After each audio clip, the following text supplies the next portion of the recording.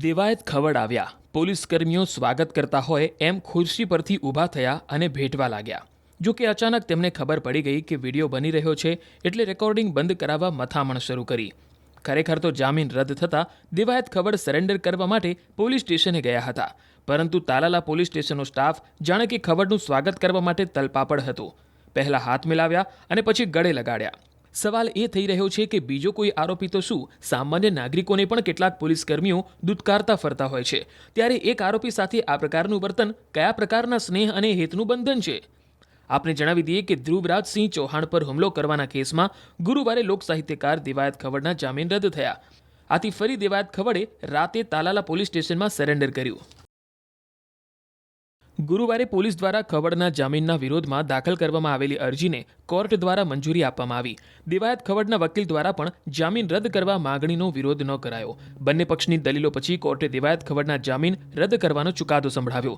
અગાઉ નીચલી કોર્ટે ખવડને જામીન આપ્યા હતા. જો કે જામીન રદ થતાં ફરી તેઓ જેલમાં ગયા.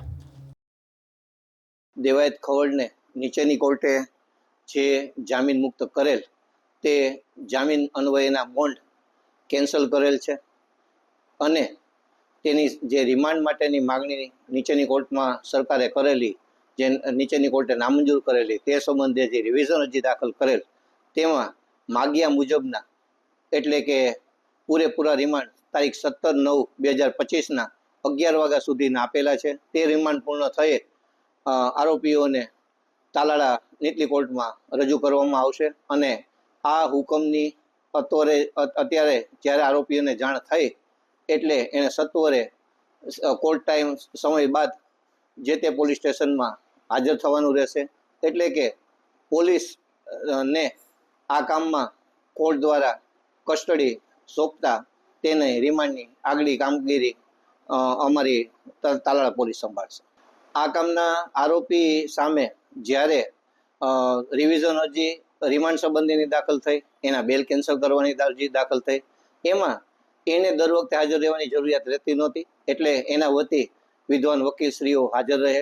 તેણે તેમના ડિફેન્સમાં અને બચાવમાં પોતાના તર્ક વિતર્કો સાથેની દલીલો પણ રજૂ કરેલ અને એ જ રીતે સરકાર તરફે ફરિયાદ પક્ષે અમે પણ દલીલો રજૂ કરેલ. પોલીસના સાધનિક કાગળો, રેકોર્ડ અને સાંઘિક પુરાવાની વિગતો નામદાર કોર્ટને ધ્યાને મૂકી અને જે રજૂઆતો કરેલ તેમાં જ્યારે હુકમ કરવાના સમયે આરોપી તરફે જ પુરશીસથી રજૂ થતું હોય કે ભાઈ આ કામમાં અમારે બેલ કેન્સલ કરવામાં આવે અને રિમાન્ડ આપવામાં આવે તો વાંધો નથી, એવી પુરશીસથી જાહેરાત કરાતી હોય એટલે એની કન્સેન્ટ છે અને વકીલ મારફતે હાજર છે તેવું માનવાનું રહે છે. ડાયરા કલાકાર દેવાયત ખવડ કે જેમણે થોડા સમય પહેલાં તાલાળા ગીરના ગ્રામ્યમાં આવી અને અમદાવાદના એક યુવક ઉપર હુમલો કરવામાં આવ્યો હતો અને ત્યારબાદ સુરેન્દ્રનગરના દધઈ ખાતેથી ગીર સોમનાથ પોલીસ દ્વારા તેમની અટકાયત કરાવવામાં આવી હતી અને ત્યારબાદ તેઓને જેલ હવાલે કરાયા હતા. જોકે નીચલી કોર્ટ દ્વારા તેમને જામીન મંજૂર કરાયા હતા અને ત્યારબાદ તાલાળા પોલીસે તેમને રિવિઝન પિટિશન દાખલ કરવામાં આવી હતી અને તેમનો ગઈકાલે ચુકાદો હતો અને તે ચુકાદાની અંદર કોર્ટ દ્વારા તેમના જામીન છે તે નામંજૂર કરવામાં આવ્યા છે. તો સાથે સાથે સાંજના જે બીજી વખત ચુકાદો આવ્યો તેમની અંદર કોર્ટ દ્વારા દેવાયત ખવડ અને તેમના સાથીદારો છે કે જેમને 7 દિવસના રિમાન્ડ છે તે મંજૂર કરવામાં આવ્યા છે. ત્યારે 7 દિવસના રિમાન્ડ મંજૂર થતાની સાથે જ કલાકાર દેવાયત ખવડ અને અન્ય 6 જેટલા સાથીઓ છે તે હાલ તાલાળા પોલીસ સ્ટેશન ખાતે હાજર થયા છે. મોડી રાત્રિના 1 વાગે તેઓ હાજર થયા છે. જોકે આ હાજર થતાની સાથે જ તાલાળા પોલીસ સ્ટેશનનો એક ચોંકાવનારો વિડીયો છે જે પણ સામે આવ્યો છે કે જેમાં દેવાયત ખવડ છે તે પોલીસ સ્ટેશનની અંદર હાજર થતાની સાથે જ પોલીસ કર્મી છે તેઓને ગળે લગાડતા હોય તે પ્રકારનો વિડીયો સામે આવ્યો છે. જોકે આ વિડીયોને લઈને હાલ કોઈ પુષ્ટિ થઈ નથી અને પોલીસ છે તે કંઈ બોલવા માટે તૈયાર નથી, પરંતુ હાલ આ વિડીયોને લઈ સોશિયલ મીડિયાની અંદર ભારે ચર્ચા છે તે જાગી છે. કારણ કે દેવાયત ખવડ છે તે એક આરોપી છે, નહીં કે કોઈ ઉચ્ચ અધિકારી કે કોઈ નેતા. દિનેશ સોલંકી, ન્યૂઝ 18 ગુજરાતી, ગીર સોમનાથ.